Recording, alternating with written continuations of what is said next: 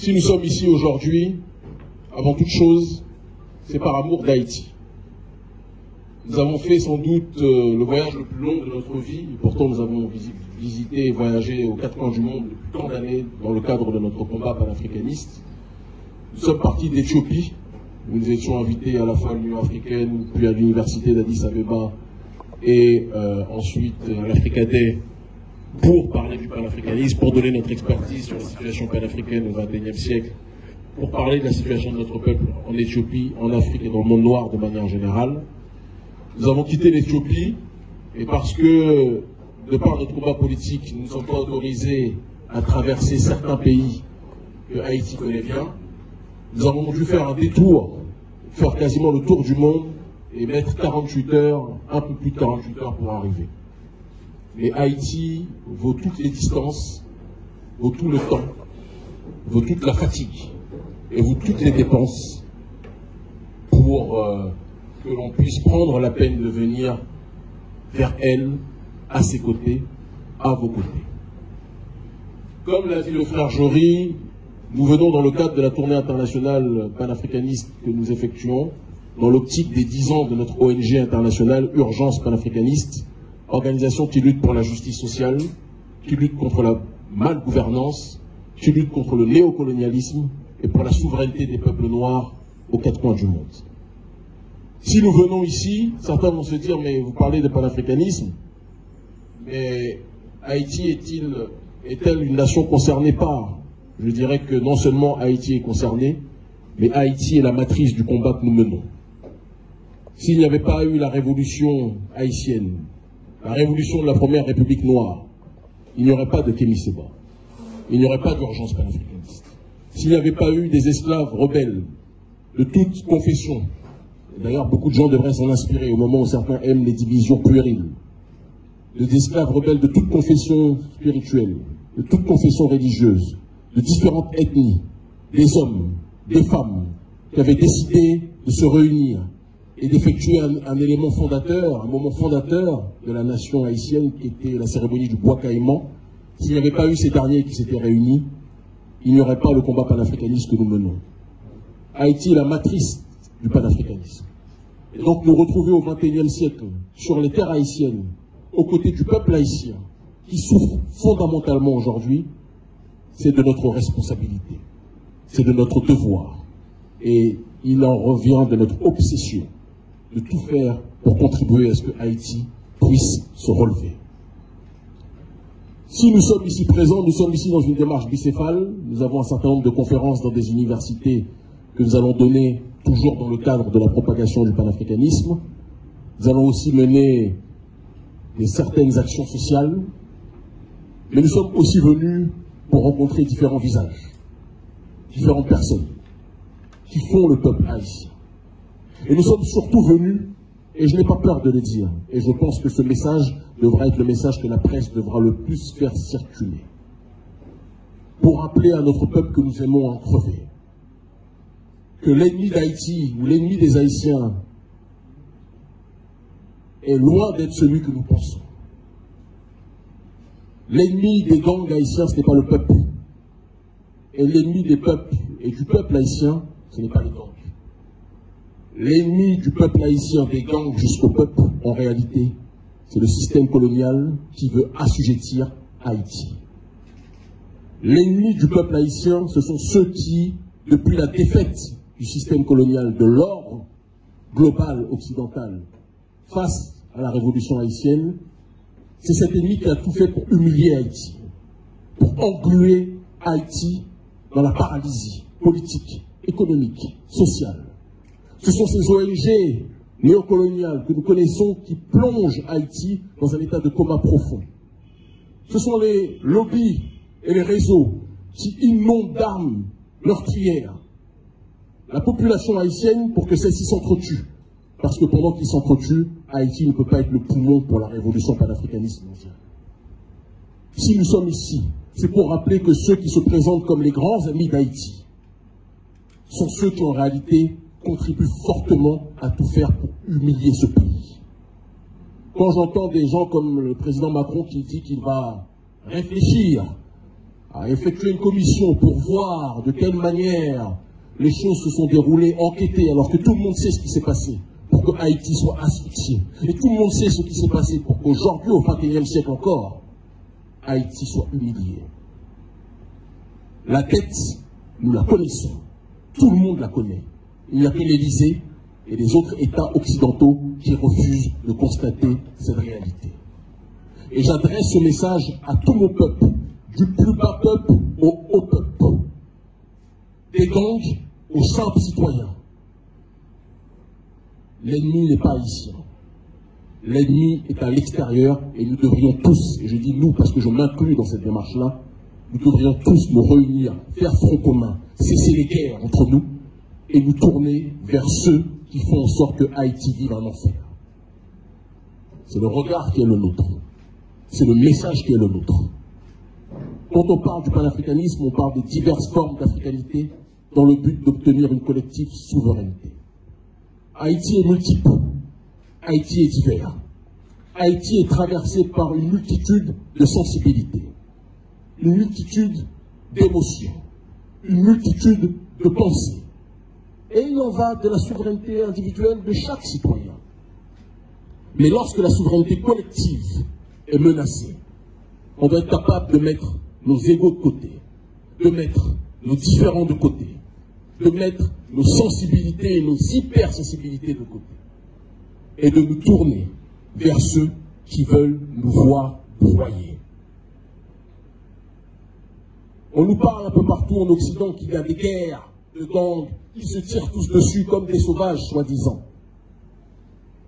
Je peux l'entendre. Mais qu'est-ce qui donne ces armes aux gangs? Qu'est-ce qui surarme le peuple haïtien?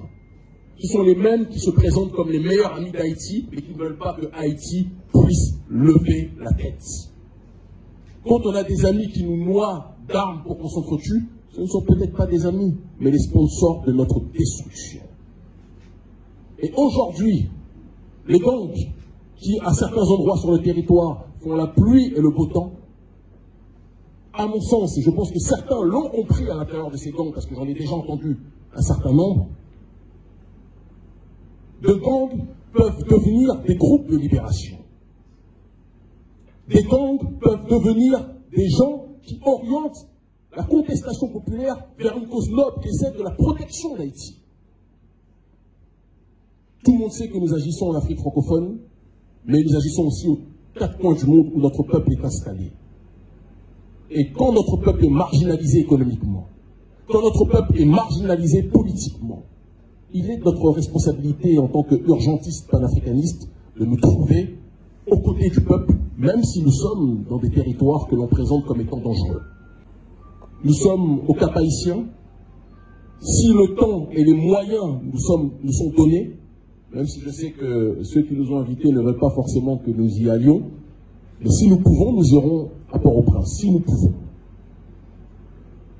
Et je veux que vous sachiez que nous sommes avec vous. Vous n'êtes pas seuls. Même si l'Union africaine ne prend pas ses responsabilités avec dignité pour vous rappeler l'importance que vous avez pour les Noirs du monde entier, je veux que vous sachiez, peuple haïtien, que nous vous aimons en crever. Que le vrai monde panafricaniste vous aime et est à vos côtés. Que le peuple noir sur le continent africain vous regarde, vous aime avec sincérité. Ne vous laissez pas distraire par certains présidents qui, après avoir passé des deals avec le gouvernement américain, veulent agir vis-à-vis de vous comme des entités coloniales. Non. Le peuple africain vous aime. Les Noirs du monde entier vous aiment. Vous êtes un symbole pour nous tous. Nous savons que vous souffrons. Et je veux que vous sachiez, conformément à la philosophie de l'Ubuntu, que si vous êtes mal, nous sommes mal collectivement. L'ennemi, nous le connaissons. Ce sont ceux qui se présentent comme les meilleurs amis de nos populations, qui essayent de contrôler notre peuple par des financements d'ONG, par les réseaux globalistes et néolibéraux, qui se présentent comme les amis de la justice sociale, mais qui ne veulent pas que nous puissions avoir notre propre vision sociétale. Ces gens-là, nous les connaissons. Ces gens-là, au fond de vous, vous les connaissez. Et je le dis, ceux que le système diabolise sont souvent des résistants en puissance potentiellement. Mais il faut que le peuple soit capable de se reparler, que les gangs soient capables d'arrêter, d'attaquer leurs semblables, et que les gangs et le peuple comprennent que l'ennemi n'est pas en notre sein, mais à l'extérieur. Gouvernement canadien, gouvernement français, gouvernement américain, qui pendant tant d'années vous êtes présentés comme les bons samaritains d'Haïti. Quand quelqu'un se présente comme le soignant et le guérisseur et le meilleur ami d'Haïti, mais ne fait jamais rien pour que Haïti puisse retrouver la paix, c'est que ces gens-là sont peut-être les sponsors de la guerre. Que chacun y réfléchisse. Je sais que mes propos sont monitorés, sont surveillés. Petite anecdote, même pour traverser l'espace aérien américain, j'ai été interdit de le faire. Posez-vous la question de pourquoi. Certains ne veulent pas que Haïti redevienne ce qu'elle était programmée pour être. En l'occurrence, le centre de gravité de la contestation noire mondiale. Mais elle va le revenir. Vous voyez ce qui se passe au Sahel, auquel avec d'autres nous avons contribué. Haïti peut être ça au niveau mondial.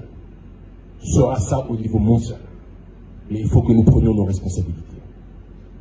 Il faut que nous rappelions à l'élite occidentale que la première République noire veut retrouver son rôle, veut retrouver son rang. Que nous arrêtons tous ces sentiments qui poussent à la division. Et ce que je dis au niveau haïtien, je l'ai dit au niveau global noir. Soyons ce que nous étions programmés à être. Avançons avec fraternité, solidarité, justice sociale, entraide. Je n'ai pas besoin de vous parler de résilience parce que vous êtes la partie du peuple noir la plus résiliente du monde. Je vous aime, c'est mon propos introductif. Chacun peut poser les questions qu'il souhaite. Mon cher frère, je te remercie infiniment pour tes questions. Je pense que si on réunit ici notre organisation Urgence panafricaniste qui est présente dans 15 pays et qui contribue à réunir des millions de gens aujourd'hui, que ce soit sur les réseaux sociaux ou dans le monde de manière concrète, si notre organisation a autant d'impact, c'est que nous ne sommes pas seuls. Si nous avons contribué à préparer l'atmosphère favorable à des changements de régime en Afrique francophone, c'est que nous ne sommes pas seuls. Et si nous sommes autant craints par le gouvernement français qui a été jusqu'à me mettre en prison, me retirer la nationalité française alors que je suis né en France, c'est que nous ne sommes pas seuls et qu'ils connaissent notre force, notre influence. Est-ce que nous avons peur des répercussions? J'ai toujours coutume de dire à mes enfants, quand on me demande si je n'ai pas peur de mourir, que nous mourrons tous. Et la vraie question n'est pas de savoir si nous allons mourir ou pas, parce que la réponse est déjà connue. Si d'autres ont peut-être un moyen d'éviter cela, ils peuvent me le donner en secret, mais je crois qu'on va tous mourir. La vraie question est de savoir qu'est-ce que nous allons faire jusqu'à notre mort. Est-ce que l'on va ramper ou est-ce qu'on va se tenir droit?